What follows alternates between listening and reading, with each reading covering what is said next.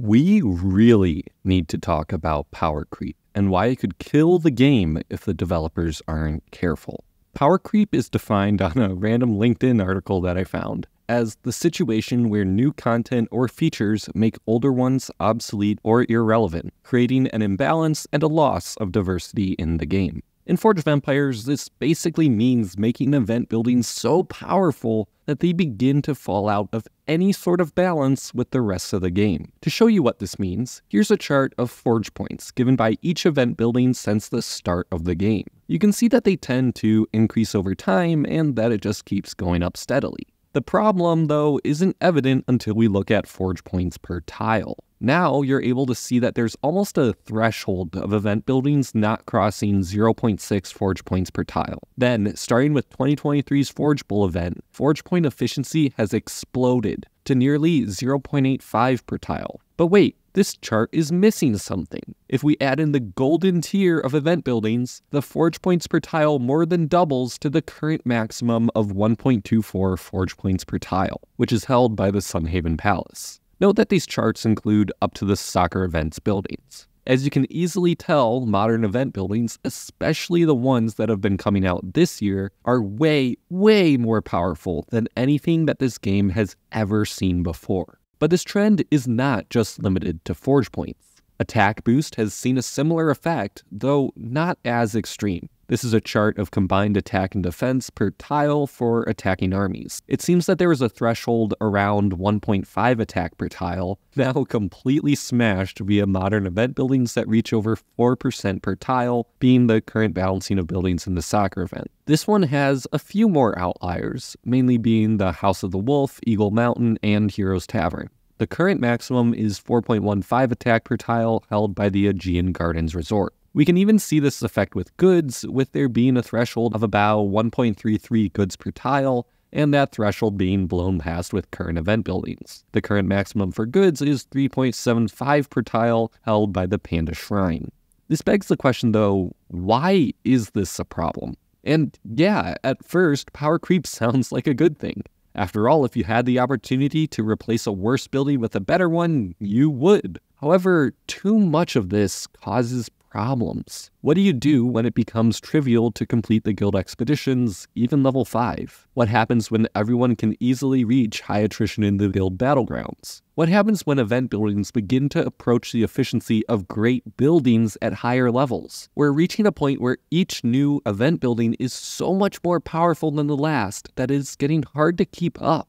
There's no new threshold value for buildings to hit, they just keep getting better. A big problem, though, is that the game is not getting harder to compensate for this. The Guild Expeditions Level 5 update, at its heart, didn't make the earlier expedition levels any harder, merely added an extra level requiring defense boosts. This is good, but it could have been a bigger update. For example, back in 2020, InnoGames actually made the 4th level harder to help compensate for players having higher attack boosts than when the feature was introduced. But no rebalancing like that has happened for some time anywhere in the game. In essence, we aren't just getting better event buildings. We're getting buildings that are so good that the core game is getting too easy and many rewards are becoming worthless. For example, do you know the cultural settlements? The activity that starts sort of fun and then ends up being a month-long chore to level a building? Well, nearly all settlement buildings have been outclassed by modern event buildings in stats per tile. The only two that haven't yet are the Mughals Temple in terms of forge points per tile and the Shinto Temple in terms of goods per tile. In other words, you can spend months working towards something that isn't even more valuable than modern event buildings. When these were released, each one dominated the stats, especially in forge points per tile, where they were nearly double all of their contemporaries. I mentioned earlier that power creep can hurt Forge of Empires' bottom line, though. And the worst part about it is that it will actually help financially first. With a bunch of overinflated event buildings, everyone is much more enticed to spend big. There are players who currently have well over 5,000% attack boosts, and I say, let them spend. The problem, though, is that such a fast inflation of value for these buildings cannot sustain itself. At some point, players will be unable to afford constant spending on events, and worse, will begin to lose faith in spending. What is the purpose of you purchasing something that will just be inferior in a month's time when the next event rolls around? Not to mention, getting super powerful buildings that always have the same sets of boosts gets boring. When was the last time we saw a truly innovative feature that came with event buildings? I'd argue it was with the start of fragments being given back during the 10th anniversary event last year. But now we're just playing events where everything is just more of what we already have. Not anything new unless you count switching out which prizes we get fragments of with a new selection kit. But again, we're reaching a point where this just can't last forever. At some point, there will be no more need for more attack boosts, goods, or forge points. We can only level great buildings so far before the return on investment is negligible. Similarly, players can only get so high of a boost before there's just no reason to spend in future events.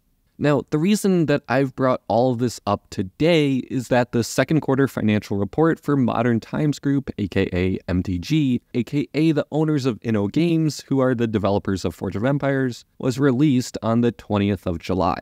And in this report, they talk about how Forge of Empires had 3 well-performing events, being the Anniversary, Wildlife, and Summer events. In fact, overall the revenue for InnoGames titles combined is up this quarter for the first time in years, driven by Forge of Empires maintaining positive momentum.